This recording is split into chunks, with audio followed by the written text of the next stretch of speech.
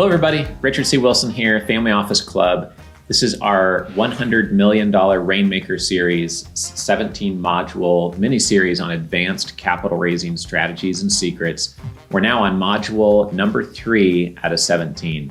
This is not going to be the most popular module, but we have to cover it because it's fundamental to a lot of the other things that will make you more effective when raising capital.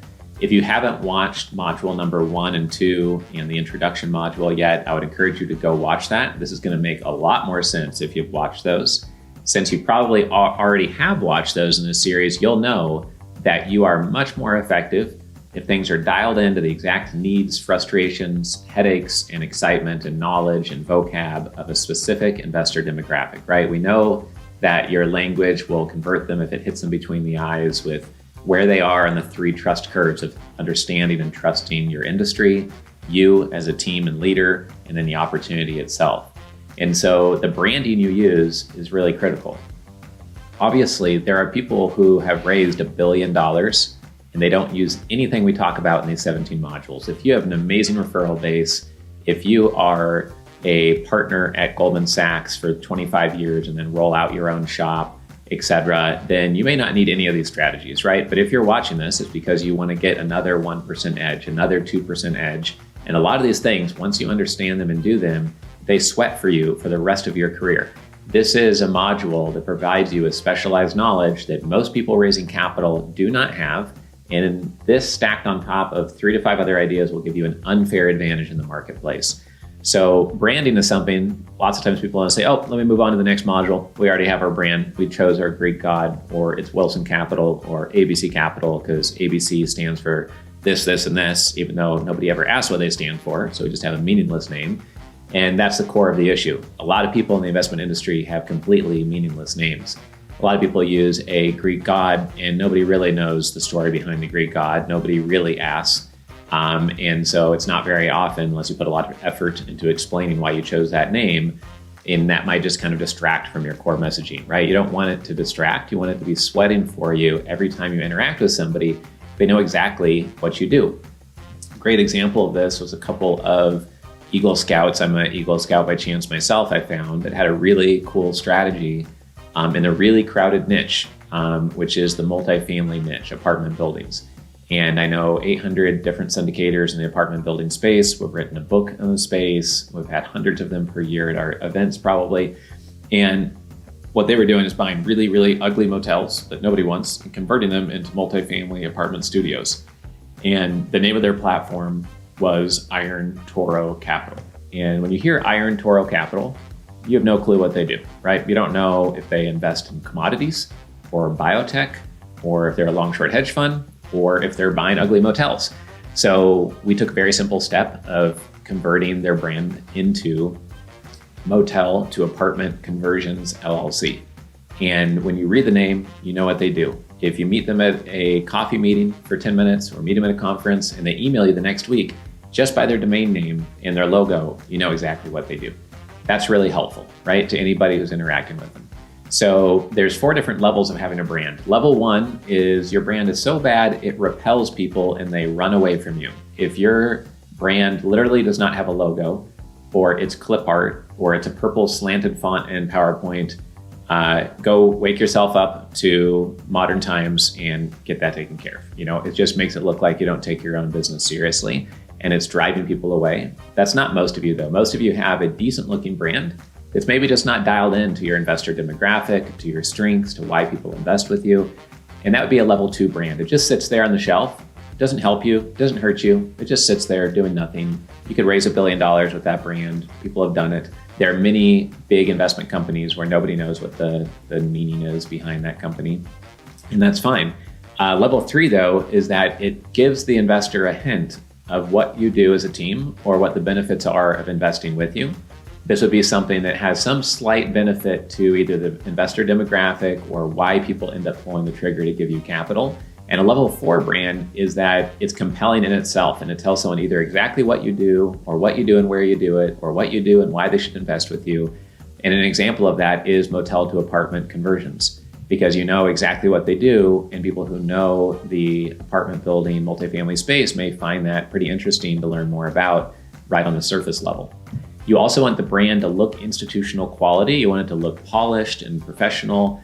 I was the #2 investor in a fintech company, and it was called Access Loans. You can check out their logo at accessloans.com. Very professional, polished. We helped design that logo. It looks like a fintech company, and they ended up partnering with a bank over time. And it's not because they had a great logo, but I think it probably helps on getting taken seriously both by clients and a big bank who ended up investing with them. A couple other things to consider. We had one real estate group that was starting to focus in on the Harlem area of New York. So we created a brand for them, Harlem Real Estate Holdings. They said the deal flow that they got in the Harlem area went through the roof after they rebranded to that niche. Brokers thought of them first because they have a lot of people in their Rolodex they could send a Harlem deal to. But when a deal comes up in Harlem, they think, oh yeah, who do I know who's focused on Harlem? Oh, Harlem Real Estate Holdings. Okay, let me send it over there first, right? That makes it relatively easy to keep you in mind. In the earlier module on mindset, I warned some of you that your deal flow is not as good as you think it is, meaning you might think, wow, this is a 1 out of 100 deal. It's a top 1% deal. But a very sophisticated investor might be seeing 10 times the number of deals that you are and a lot of different structures. So if the structure isn't good and the deal isn't amazing, to them, they're not going to care that you think the deal looks good because they don't owe you a response to your email.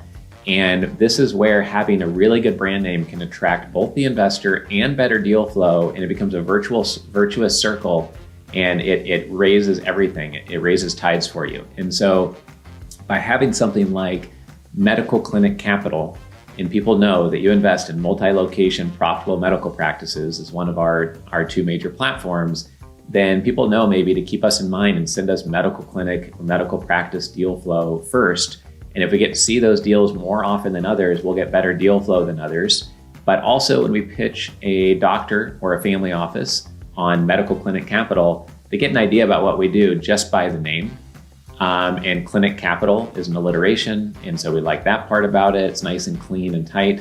And so that's something to keep in mind, is that a great brand name could attract both deal flow and investor capital flow in the door. A bad brand name drives people away, and the average brand name in the investment industry just sits there and does nothing for you at all. A couple other quick examples. We had a client come to us through our investor relations marketing agency called Pitchdex.com. It's one of our divisions at the Family Office Club, and they wanted to rebrand. And so they were having investors put in money, and then they would do equipment leases, and the investors would get like a 7 to 8% return, I think it was, with the collateral being the equipment. And so we said, why do people invest with you? And they said, because of the collateral and they like the income. So we rebranded them to a name that didn't mean anything. It didn't mean anything before. We rebranded them to Collateralized Income Investments. As soon as they did that, they said things picked up. They became easier. People got what they were doing and why they were doing it. We helped them show pieces of their equipment in the pitch deck and in the one pager, and everything started moving faster for them. For the short-term rental community platform, we have, as of today, equity in 84 assets. It's growing every week. On Tuesday, we're acquiring 4 more units. And we call it investorresidences.com. When you go to any of our Airbnb guests that go and stay at our houses to get access to Wi-Fi, which is just about every single person, they have to log in to our Wi-Fi network, and they have to type in investorresidences.com for the username and investorresidences.com for the password. So there's no way they stay at our properties and not know that it's owned by investorresidences.com. And I guarantee you over time, we're going to pick up a strategic relationship or investor or repeat booking, et cetera, through the branding of investorresidences.com. You can look at the logo and branding also on dentistinvestors.com. So I have dialed that into the medical world. And several years ago, probably 6 years ago, we had done so many family office conferences, and we were starting to have a private equity slant to some of them. So we said, well, it's not just family offices now. It's private equity, hedge funds, real estate. It's more than just family offices. And we said, what if we called it Wilson Conferences? Maybe that's a better name. And it was a big mistake. Immediately, we felt the airplane is like one of our engines and shut off, and things started to come off the rails on people actually being interested in joining our platform. We put it back to Family Office Club, and things took off again.